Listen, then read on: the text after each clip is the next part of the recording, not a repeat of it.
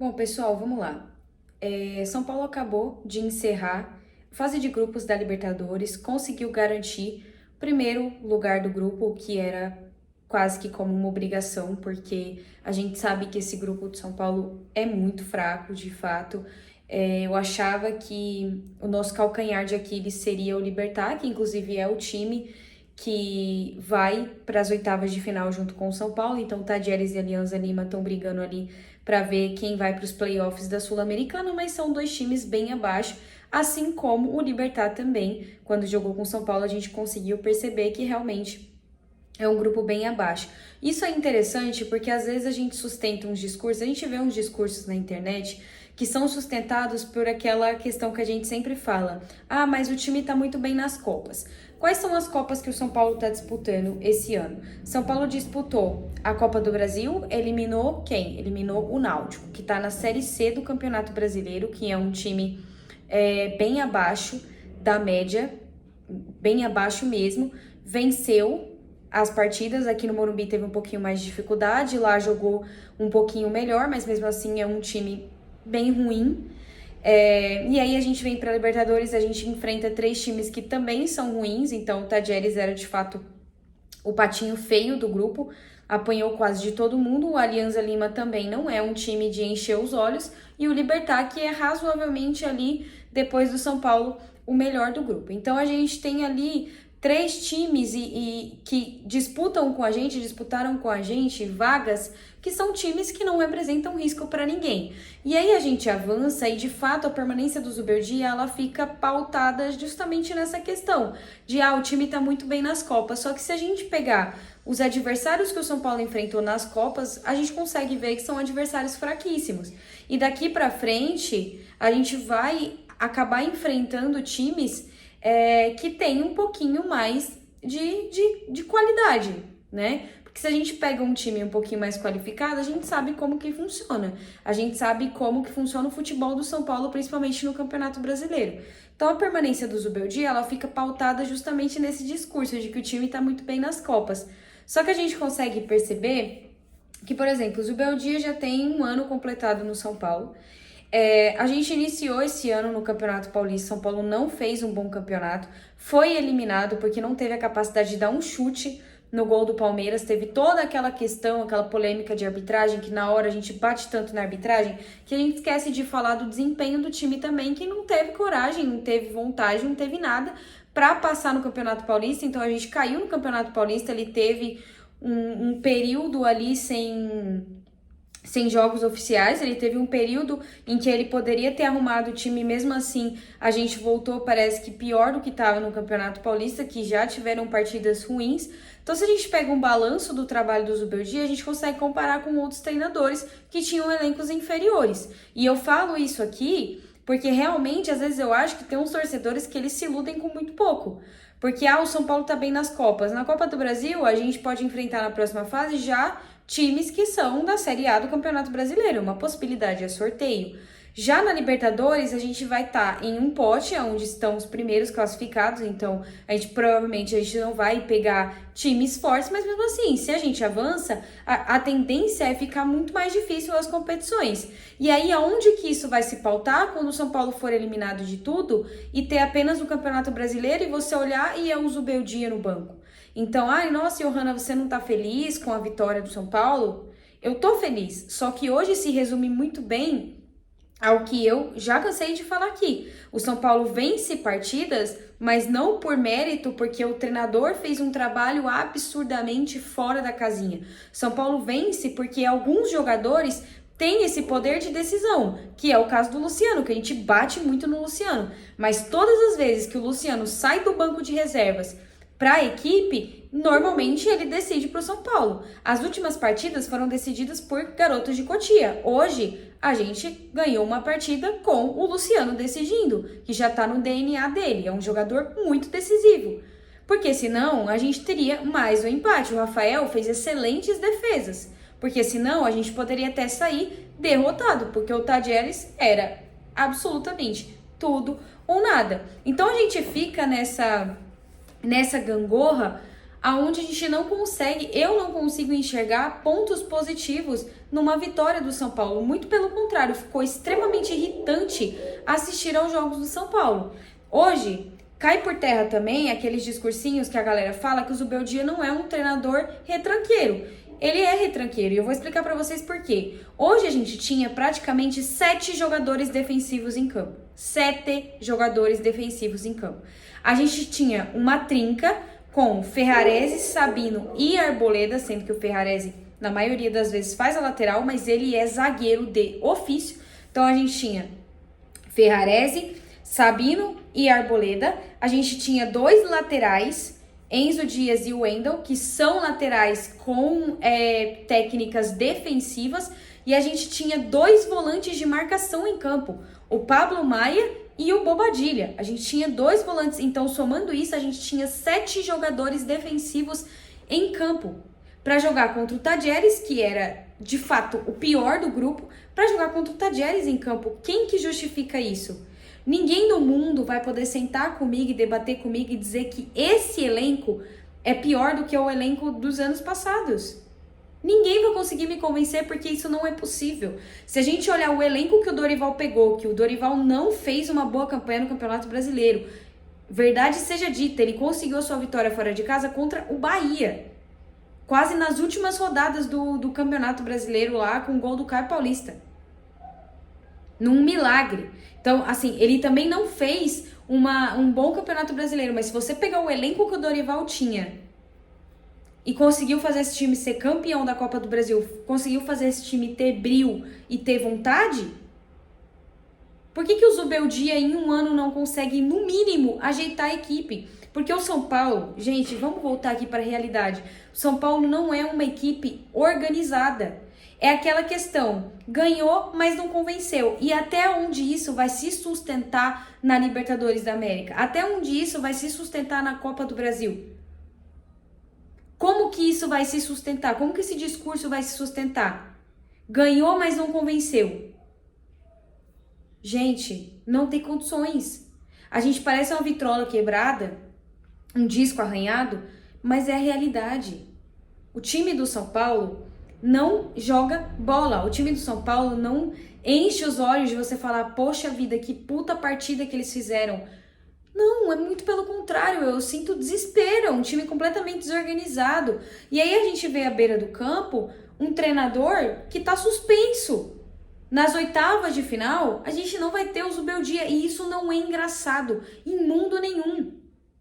Não é engraçado, esse cara fica mais fora do que dentro. Ou mais fora do que dentro. Ele fica mais fora do que na beira do campo, ele fica mais suspenso do que trabalhando. E isso é inadmissível, essa postura é inadmissível, não tem graça.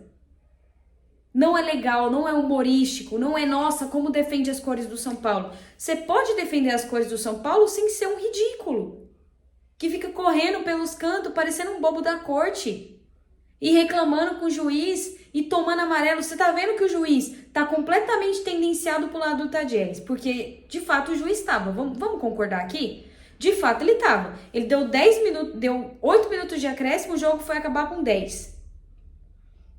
Ele não tinha critério nenhum nas marcações de falta que ele dava. Você sabe que o juiz está tendenciado. Você vai ficar reclamando? É óbvio que você vai tomar amarelo. E ele tá suspenso. Assim como ele tá no Brasileiro, pegou o gancho lá por causa da partida contra o Atlético, ele tá suspenso de novo nas oitavas. Ou seja, o São Paulo não vai ter o seu comandante à beira do campo. Então, com ele ou sem ele, é a mesma coisa, gente. É nada.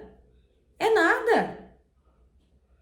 É bizarro a gente ter que ficar vindo aqui falando a mesma coisa o tempo todo, porque se repete, parece que é sempre a mesma novela, é sempre a mesma coisa. Ter ele e não ter, dá na mesma. Porque o time parece que não treina, e sabe o que é pior? A gente tem alguns duelos antes da parada pro Super Mundial. Então a gente tem Bahia, a gente tem Vasco, se não me engano, e aí a gente fecha. Aí o que é pior disso tudo é que, muito provavelmente, ele vai ter ali a sua chance para ficar mais sei lá quantos dias parados e o time voltar pior do que tá. Pior do que tá. Ai, Johanna, mas metade do time do São Paulo tá no DM. São Paulo não tem elenco. E o Rogério Ceni tinha elenco? O Carpini tinha elenco? O Dorival tinha elenco? Vocês consideram que o elenco que entregaram na mão do Rogério Ceni, vocês lembram o elenco que o Rogério tinha? Vocês lembram que ele brigou com o Marcos Paulo? E todo mundo ficou do lado do Marcos Paulo? Vocês lembram disso? Vocês lembram o elenco que ele tinha? E ele conseguiu fazer esse elenco chegar ao final do Sul-Americana? Não dá pra gente defender o treinador porque o São Paulo não tem elenco. Porque outros treinadores, gente, treinador quando ele é bom, ele tira leite de pedra. Ele tira. Ele consegue pegar um time extremamente ridículo e ruim e fazer um time jogar futebol. Ele consegue fazer. Ele consegue pelo menos fazer os jogadores terem brilho. E nem isso ele consegue. Nem isso ele consegue. Muito pelo contrário, tudo que ele toca, ele destrói. Ele acaba com o futebol dos jogadores. Acaba. E aí o São Paulo, na bacia das almas ali, pressionando, depois de perder muito gol. André Silva perdeu, Rian Francisco perdeu, que quis enfeitar. É isso que me irrita também. Que aqui eu não tenho problema nenhum, gente, de falar de jogador XYZ. Não tenho problema nenhum de falar que o Lucas Ferreira tá abaixo do que a gente sabe que ele pode render. Não tenho problema nenhum de falar que hoje o Matheus Alves fez uma partida bem abaixo do que a gente sabe que ele pode render. Que o Rian Francisco foi fazer firula, foi querer driblar o goleiro pra fazer bonitinho e perdeu o gol, que poderia ter colocado o São Paulo à frente do placar. Eu não tenho problema, gente, porque como eu falei pra vocês, eu não tenho rabo preso com ninguém. Eu venho aqui dar minha opinião pra vocês, então eu não tenho problema de criticar X, Y, Z. Não tenho problema nenhum. Eu tô criticando, o que eu estou criticando é a postura de um jogador numa partida dessa.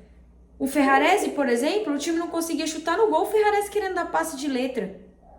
Ele tá achando que ele tá no Arsenal, no Manchester United, no Real Madrid, pra querer dar toquinho de letra numa partida em que seu time tá precisando vencer e você não tá conseguindo nem acertar o gol. Não tem lógica isso. Enfeitar de menos, calçar a sandália da humildade, enfeitar de menos e tentar fazer demais. Porque o Rian Francisco tem essa peculiaridade. Porque um jogador que me dá 2 cavadinhas na mesma partida, 2 cavadinhas, numa decisão, você me falar que esse jogador vai perder um gol desse? Isso é falta de ritmo, gente.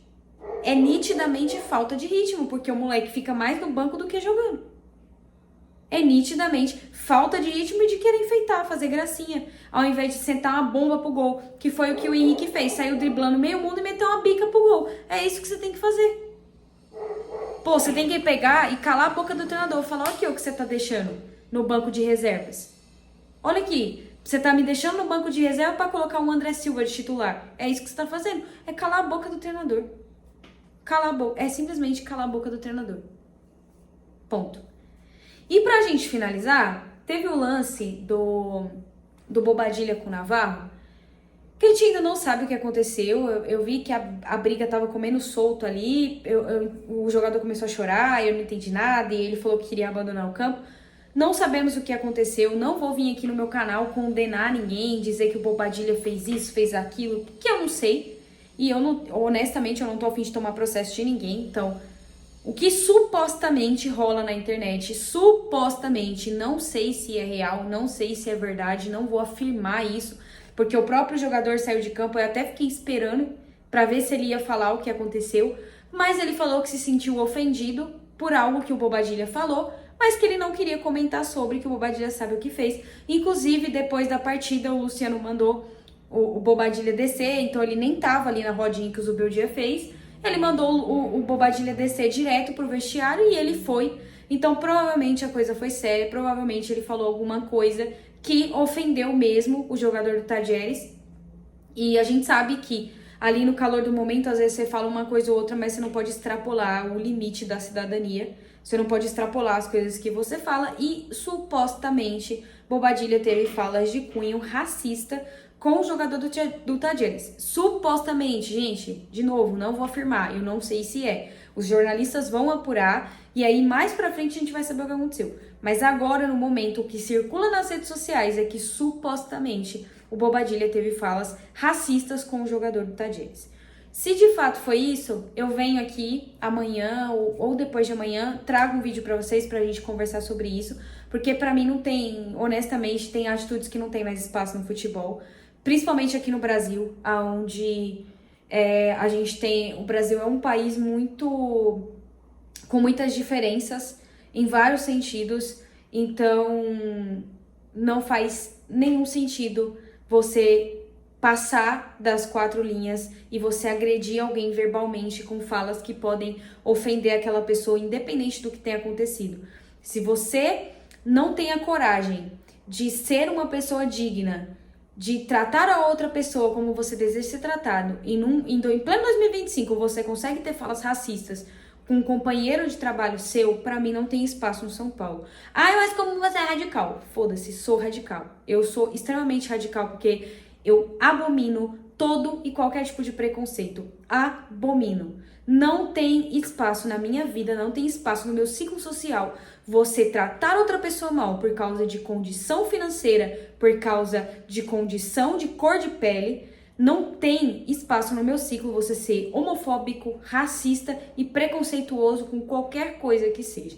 Então, não tem espaço no São Paulo. Uma coisa é você tá ali no calor do momento, você xingar o cara de filho da fruta, mandar o cara ir plantar tomate, beleza. Até aí tudo bem, você tá nervoso, o Luciano xinga todo jogo. O Luciano xinga o juiz, o Luciano xinga o quarto árbitro, o Luciano xinga o goleiro dos caras, do time inteiro, o Luciano xinga todo mundo.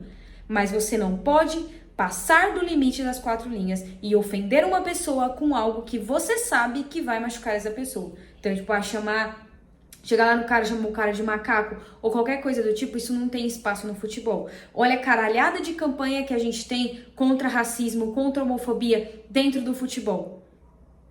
Olha a caralhada de campanha que a gente tem, que o próprio Vinícius Júnior o tempo todo fala sobre isso. Não tem espaço você, com um escudo do São Paulo no peito, você agir dessa forma. Não vou acusar o Bobadilha, porque eu não sei o que aconteceu. O próprio jogador não quis falar. Vamos ver se na coletiva o interino vai falar. Vamos ver se os jornais conseguem apurar o que foi que aconteceu, ou se o próprio Bobadilha vem a público para assumir o erro e falar o que foi falado. Mas aquele choro, pra mim, não é falso, tá? O cara tava chorando copiosamente. Ele foi consolado por jogadores do São Paulo e pelos jogadores do Tajeres também. Eu vi que os jogadores ficaram extremamente nervosos, então agora é aguardar pra ver. E que se for algo desse cunho, se ele foi preconceituoso, se ele foi racista ou qualquer coisa que seja, se supostamente isso aconteceu, o que o São Paulo tem que fazer beijo, tchau, porque não tem espaço aqui, desculpa, não tem espaço aqui. Inclusive, eu tive uma sugestão aqui nos comentários do jogo passado que me foi pedido para dar nota para os jogadores. Então, se vocês quiserem que eu dê nota para os jogadores, deixa aqui embaixo, que aí a partir do próximo jogo, que vai ser no Campeonato Brasileiro, a partir do próximo jogo eu já trago uma análise mais detalhada e faço as notas dos jogadores. Tá bom? Um grande beijo pra vocês e até a próxima.